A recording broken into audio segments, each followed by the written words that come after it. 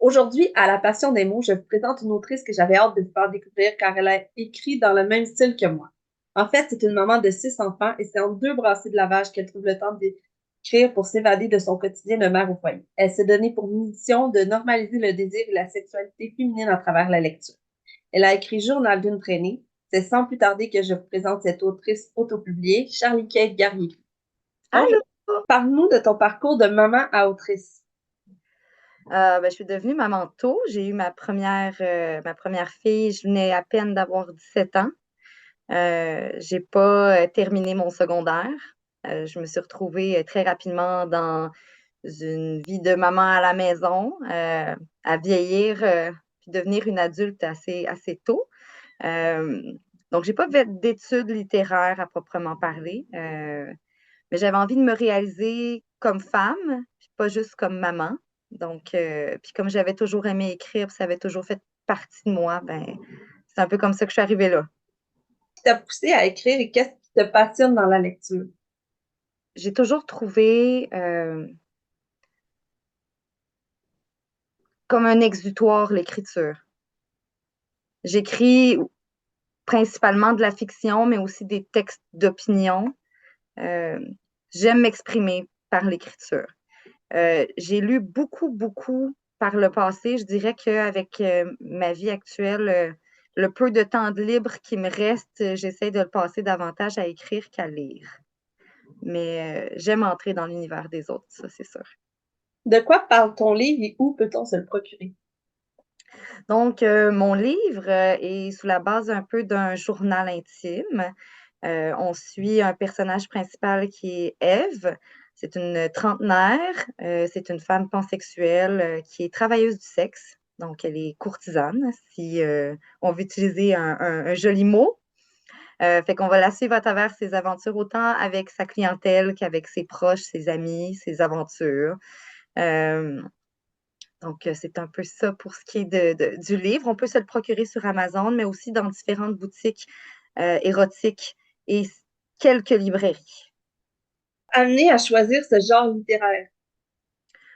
Oh, mais j'avais envie d'évasion, j'avais envie d'apprendre des nouvelles choses. J'ai eu autour de moi dans ma vie beaucoup de gens qui sortaient de la norme, qui sortaient du sentier battu, puis qui avaient des sexualités hors normes, entre autres.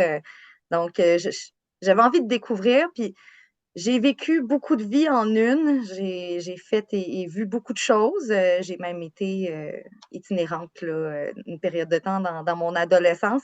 Euh, mais j'avais pas tant envie d'écrire sur ma vie. J'avais envie d'écrire une fiction, puis j'avais envie que ça me sorte vraiment de mon contexte familial. Est-ce que tu fais des recherches pour tes livres? Oui, oui. D'ailleurs, je travaille avec une coach de vie sexuelle qui s'appelle Catherine Sex Coach. On peut la trouver sur la plupart des réseaux, en fait. Là. Elle est vraiment géniale, puis très, très, très généreuse de ses connaissances. D'ailleurs, j'ai une rencontre avec elle cette semaine pour pouvoir travailler le tome 2, parce que, bon, c'est pas toutes les pratiques que j'aborde dans le livre que je connaissais bien. Donc, c'est important pour moi d'aller rechercher quelqu'un qui allait pouvoir non seulement m'apprendre des choses, mais m'apprendre les bonnes techniques, le bon vocabulaire, puis s'assurer que je respectais le consentement, entre autres, à travers mes écrits. As-tu créé ton personnage? Qu'est-ce qui t'est passé par la tête quand tu l'as créé? C'était quoi le contexte? Ah, ben, j'ai mis beaucoup de moi. Ça, de mon humour, de mes opinions politiques. Il y a beaucoup de moi, de mon phrasé. Par contre, faut séparer ce que mon personnage fait de ce qu'il est. Donc, je me suis basée beaucoup sur moi pour la personnalité du personnage, mais au niveau de ses actions à proprement parler, je me suis non seulement inspirée de certaines personnes qui autour de moi sont travailleuses du sexe, mais aussi de mon imagination ou de Catherine qui me proposait des choses. À qui s'adresse ton livre? Ah, 18 ans et plus. Euh, c'est vraiment explicite, donc on s'adresse vraiment à un public averti. Principalement les femmes, bien que certains hommes l'ont lu, puis j'en ai eu des retours très, très, très positifs, parce que c'est des courtes nouvelles. Puis c'est autant un livre pour les gens qui lisent pas beaucoup que pour les gens qui aiment dévorer un livre. C'est un livre assez court, mais euh, en 10-15 minutes, on peut avoir fini facilement la lecture d'une nouvelle. Donc, ça peut servir autant à se mettre dans l'ambiance. Euh, fait que pour un public masculin, ça peut quand même aller parce qu'on ne prend pas 45 minutes avant d'arriver à un French. Là, il y a de l'action rapidement. Pourquoi choisir l'autopublication? Puis comment ça s'est passé? Euh, Déjà, les maisons d'édition au Québec prêtes à recevoir le type de livre que j'ai écrit sont quasi inexistantes. Là. Euh, Puis, quand je me suis essayée, ben, malheureusement, les petites maisons d'édition ayant énormément d'attentes, ben, au bout d'un an, mon livre était toujours pas lu. OK. Fait que c'est pour ça que je me suis dirigée vers l'auto-édition. Tout ce qui est la rémunération des auteurs aussi, je trouve que dans les maisons d'édition, euh, je trouve qu'il y a une inéquité. Je trouve que les écrivains mettent leur âme dans leur travail et se retrouvent avec la plus petite proportion de rémunération au bout de la ligne. Quand on se retrouve avec 10 alors que c'est le gros du travail, c'est nous qui le faisons comme artistes, je trouve que c'est pas suffisant. Donc, je me suis dirigée vers l'auto-édition, mais l'auto-édition, n'aura pas nécessairement été un parcours très facile non plus, parce que je nommerai pas la compagnie, mais ils sont réputés au Québec pour aider les auteurs à s'auto-éditer. Ils ont une bibliothèque en ligne, ils ont des correcteurs, réviseurs, graphistes, etc. Puis c'est extrêmement rare qu'ils vont refuser des manuscrits parce que, bon, on les paie. Hein. Puis moi, dès qu'ils ont appris le sujet de mon livre, ils n'ont même pas voulu le lire et ils ont refusé d'emblée euh, vu le sujet du livre. Puis j'ai eu un retour d'appel d'une des employées qui m'a dit, je suis vraiment désolée. Je n'étais pas du tout d'accord avec la décision qui a été prise. Puis ce que j'ai compris, c'est que si mon personnage avait été un homme hétérosexuel, cisgenre, riche, musclé, ah ben là, il l'aurait pris. Mais parce qu'on parlait de la sexualité d'une femme, une femme qui n'était pas hétéronormative, et qui, en plus, était travailleuse du sexe, là, ça passait pas. Et ça passait pas pour qui? Ça passait pas pour les hommes euh, dans haut de 50 ans. C'est pas pour les femmes que ça passait pas. Parce que les femmes lisent davantage de littérature érotique, mais non seulement ça, mais sont écœurées de voir le même genre de livre qui revient et revient et revient, où on voit l'homme torturé, beau et riche, avec la femme tout pognée qui veut le sauver de ses démons d'enfance. Là. On a tous vu ça, le syndrome de Stockholm et compagnie. Et mon livre ne présente pas du tout ce parcours-là. Puis je pense que c'est important de parler d'une sexualité féminine saine et différente du modèle qu'on a. Tout à fait d'accord. Quand préférez-vous écrire, le matin, le midi ou le soir? Oh mon Dieu, quand j'ai le temps. Parce que, comme tu l'as dit dans la présentation, entre deux brassées de lavage, entre deux suivis médicaux de mes enfants, parce que j'ai 6 enfants à besoins particuliers, donc les suivis sont nombreux. Mhm. Donc, si c'est pas entretenir la maison où il y a 8 individus qui vivent, c'est tous les suivis, l'école, etc. Donc, dès que j'ai de l'inspiration, moi, mon livre, je l'ai écrit en quasi-totalité sur le bloc-notes de mon cellulaire. Après ça, je suis arrivée sur Word pour Le la retranscrit. correction, tu sais, OK. finale, là, tout ce qui était syntaxe, grammaire, etc. Puis j'étais là, à essayer de pitonner sur mon téléphone, puis je sacrais pour mourir. C'est pour ça que je me suis acheté un laptop. Fait que là, je vais découvrir ce que c'est que d'écrire sur un ordinateur. Euh, mais c'est ça, je commence à écrire le tome 2 là-dessus, mais c'est fou l'habitude. Parce que là, j'ai été habituée d'écrire sur mon téléphone.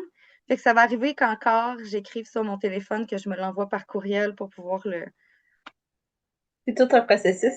Oui, mais il n'y a pas de matin, midi ou soir, c'est vraiment dès que j'en ai Quand le t'as temps. le temps. Vous préférez le silence ou la musique pour écrire? Ça dépend des jours, mais la plupart du temps, j'aime avoir de la musique qui met l'ambiance dont je parle. Donc, j'ai écrit dans mon premier livre, il y avait des chapitres où je parlais d'une musique de Chopin. Mais c'est parce qu'à ce moment-là, dans ma vie, j'écoutais énormément cette chanson-là, donc je vais la mettre en boucle. Puis ça me met Ça va bien aussi. dans cet univers-là. Quelles sont vos sources d'inspiration pour l'écriture? Ah ben ça, comme j'ai dit tantôt, pour ce qui est de la personnalité, plus moi. Pour ce qui est des actions, davantage l'entourage, puis les propositions, entre autres, de la coach de vie sexuelle, Catherine. Êtes-vous du genre à travailler avec ou sans plan? Ah, c'est drôle, il y a des expressions, je ne sais pas si c'est seulement les Européens qui les nomment, mais est-ce que tu es plus architecte ou tu es plus jardinier? Euh, j'ai un petit plan dans le sens où pour chaque nouvelle, je vais faire qui, quand, quoi, où. Mais davantage que ça, non. OK. Puis, je me mets pas de barrière. Si jamais je vois qu'en plein milieu, ça fait plus aucun sens, on efface, on enlève ça, puis on recommence autre chose. Euh, Quelle partie du processus d'écriture préférez-vous? Mais j'aurais tendance à dire l'écriture à proprement parler, euh, mais aussi les rencontres que j'ai pu faire à travers ce livre-là. Puis lequel partie vous rebute le plus? Ah, tout ce qui est marketing, parce que l'auto-édition, ça vient avec ce côté-là où on doit se vendre, on doit cogner aux portes. Moi, je suis zéro vendeuse dans la vie. Fait qu'aller dire à quelqu'un, voulez-vous de mon livre dans votre boutique? Ça, pour moi, ça me sort énormément de ma zone de confort. De devoir défendre mon projet dans un milieu littéraire où c'est assez féroce, puis il y a très peu de place pour les auteurs indépendants. Mhm. C'est la partie qui est moins le fun. Est-ce que vous vivez un deuil à la fin de vos histoires? Non. Comment ça se passe d'une transition d'un livre à l'autre? Ben, j'en vis pas parce que je reste dans l'univers, dans le sens où je prévois un tome 2. Donc, c'est pas tant la fin de ce personnage-là à mes yeux, plus qu'on prend une pause. Moi, j'ai eu besoin là, de plusieurs mois de pause avant de recommencer à écrire. Puis encore, là, j'ai de la misère à me redémarrer, là, parce que il n'y a plus la même liberté dans le sens où là, j'ai écrit un tome 1. Donc, il faut qu'il y ait une cohérence entre le 1 et le 2. Je ne peux pas trop sortir du terrain où je me suis avancée dans le premier, bien que le personnage puisse évoluer, là. Euh, mais c'est ça, je tombe pas en deuil parce que ce personnage-là, il n'est pas mort à mes yeux encore, là. L'histoire n'est pas terminée. Puis comment ça passe le contact avec les lecteurs? Euh, je te dirais que ça se passe bien. Les retours sur le livre sont vraiment, vraiment géniaux. À date, j'ai de très, très beaux commentaires. Euh, il n'y a pas eu encore énormément de gens qui ne me connaissent pas du tout qui l'ont lu. Donc, j'ai hâte d'avoir davantage de retours de ce côté-là. Euh, Puis là, je vais participer à mon premier salon du livre au printemps. Donc, je vais aller à la rencontre des gens de cette façon-là pour la première fois. Mais encore, les salons du livre qui acceptent des auto-édités sont rares. Donc, c'est toujours de fouiller puis d'aller. Mais je vais essayer de trouver des petits marchés, des choses comme ça à faire là, au courant de la prochaine année, là, certainement. Quel auteur vous a donné le goût de la lecture et l'envie d'écrire? Ah, l'envie d'écrire, je te dirais que c'est le livre Cyrano de Bergerac. Oh. En fait, j'ai un trio là, de livres cultes pour moi qui fait zéro hein, ensemble. J'ai Les Fleurs du Mal de Baudelaire, qui est un recueil de poésie. J'ai Cyrano de Bergerac d'Edmond Rostand. Et puis j'ai Le Petit Prince de Saint-Exupéry. Donc, on tombe dans trois univers complètement différents, mais ces trois livres-là euh, m'ont passionné de lecture et par le fait même donné envie d'écrire. Fait que tu pourrais te décrire comme une humaniste un peu. Oui. Oui, à gauche toute. Quel est votre auteur et votre livre favori? Ah ben ça, dans les trois que je t'ai nommés, on est pas mal à part égale. Quel conseil donneriez-vous à quelqu'un qui désire se lancer dans le métier? Crois-y. Je crois que c'est possible. À partir de là, fonce. Les- les- Quand on rêve grand, il va toujours avoir des gens qui vont nous dire de rêver plus petit. C'est, bon, c'est une idée folle comme ça, peut-être, mais je discutais justement avec une amie juste avant l'entrevue, puis je disais que une des réalisations professionnelles que j'aimerais voir se réaliser à travers mon processus littéraire, c'est de passer à Tout le monde en parle. Parce qu'il n'y a pas vraiment d'auteur qui passe là, à part Kim Thuy, là, puis, tu sais, on parle de gros noms. Ouais, mais pourquoi rêver petit? Tu sais, est-ce que ça va se passer? Je ne sais pas. Mais moi, je visualise plus loin en avant. C'est sûr qu'il y a des rêves qui sont plus petits, comme par exemple voir mon livre en librairie, mais ça, c'est accessible. Tu sais, j'ai posté mes livres en consignation dans certaines librairies qui l'ont accepté. C'est des petites victoires. Mais quand je regarde des big goals au Québec, un best-seller, c'est 3000 copies vendues. Pas tant que ça. C'est pas tant que ça, mais au Québec, pour être considéré un best-seller, c'est 3000 copies. Ben, on va se rendre là. Dans ma tête à moi, je m'en vais là. Chaque pas que je fais m'amène plus proche de ce but-là. Donc, si j'avais un conseil à donner, puis on s'entend très humblement parce que je débute moi-même dans ce processus-là, mais c'est de croire en ses rêves, de croire que c'est possible, puis de visualiser en avant plus grand que ce qu'on pense réellement possible. Parce qu'à partir du moment où on se met des limites à nous-mêmes, on arrête de rêver. As-tu des projets futurs? Si oui, peux-tu nous en parler? Là, il y a un tome 2 en cours d'écriture, en cours de construction aussi parce que je travaille encore dans le processus de recherche. Mais il y a un tome 2 qui s'en vient, assurément. Là, pour savoir quand est-ce qu'il va sortir, j'en ai aucune idée. Mais sinon, il y a le Salon du livre de Mirabel auquel je vais participer au printemps. Puis là, comme je te dis, là, j'essaie de trouver davantage de salons auxquels participer ou peut-être des foires d'artisans, des choses comme ça. Bon, ben, merci, ça va conclure notre entrevue.